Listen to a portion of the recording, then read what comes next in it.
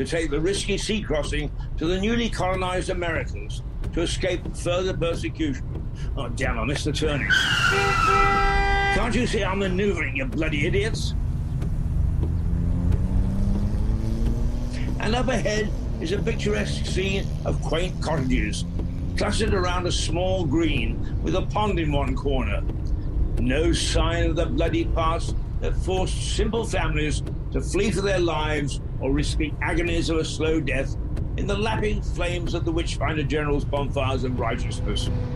In this idyllic setting, more a picture of rural England than the scene of cruel mass death, I have pulled up outside the house of Edith Buttle, who carries on the tradition of witchcraft in this village, dating back centuries. Let's go in and talk to her. Edith Buttle, you run the Witchway Inn, a well-known watering hole in the lovely village of Witchwoods, far into the English countryside. That's right, dear. But today we're looking at the history of witchcraft in this village. You're a practicing witch that has continued the long tradition passed down from family to family in this village through the centuries. No, dear.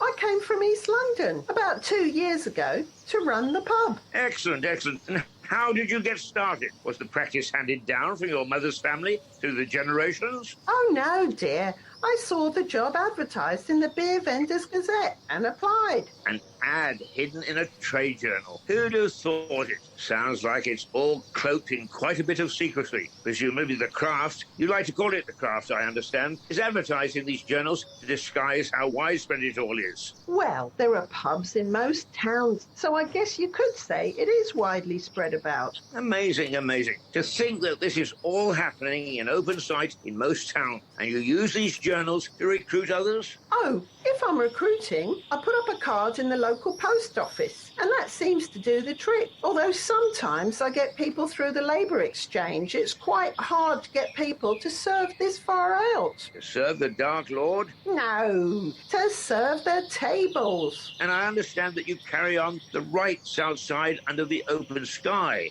sky-clad as it were, as well as using the ancient confines of this fine old building to focus your activities. That's right. We do lunches and dinners, as well as drinks in the garden, if the weather is nice. Excellent, excellent. Of course, the classic image is of the practitioner cavorting around a cauldron making a brew.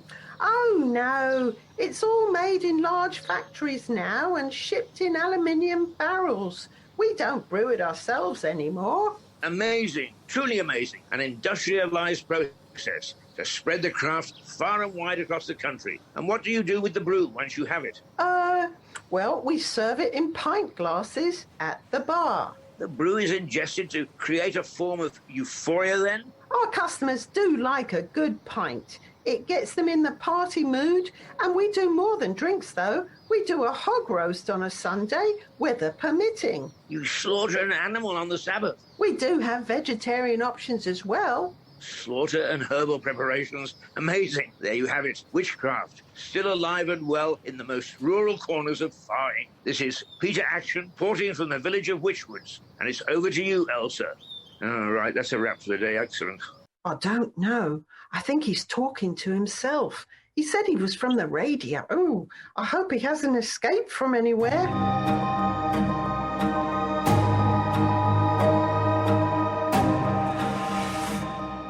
Okay, recording started at 12:37 p.m. I'm outside the Tall Trees farmstead to try and interview the Fay Gifts family, hoping they won't just close the door on me. Right, here goes.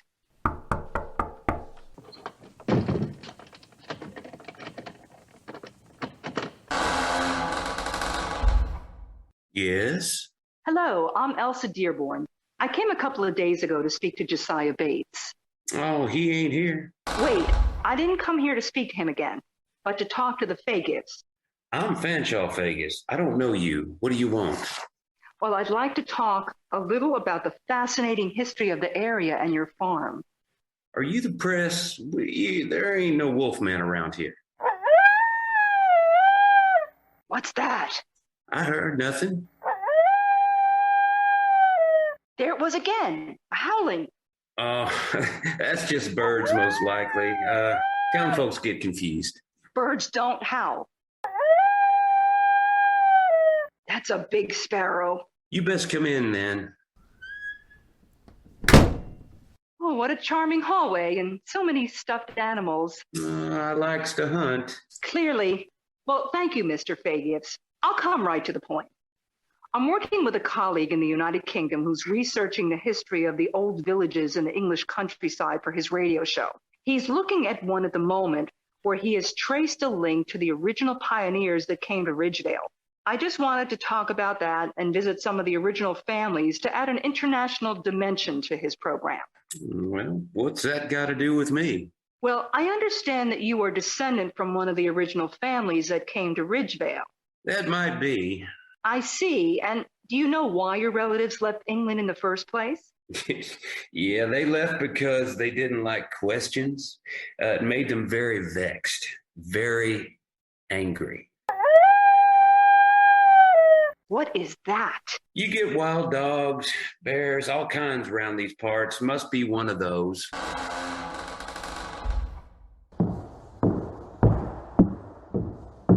Oh, Josiah, nice to see you again. Looks like you've been out hunting. You have a nice pair of rabbits there. And Josiah likes to hunt, too. Yeah, I like to hunt. What type of gun do you use? I don't use no gun. I like to chase them rabbits. What Josiah means is that he chases them with a crossbow. Isn't that right, Josiah?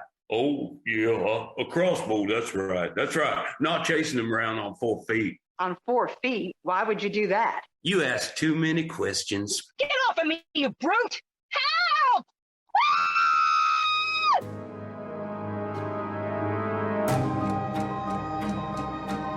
In The Texas Werewolf, Elsa was played by Melissa Conti. Peter was played by Keith Hayes. Edith was played by Denise Keena Ross. Fanshawe was played by Lane Denny. Josiah Bates was played by Lane Denny. Phyllis was played by Martha Walters. Brandon was played by Stephen Catlin. Written by Mark Brett Warburton. Produced by Shed to World Communications.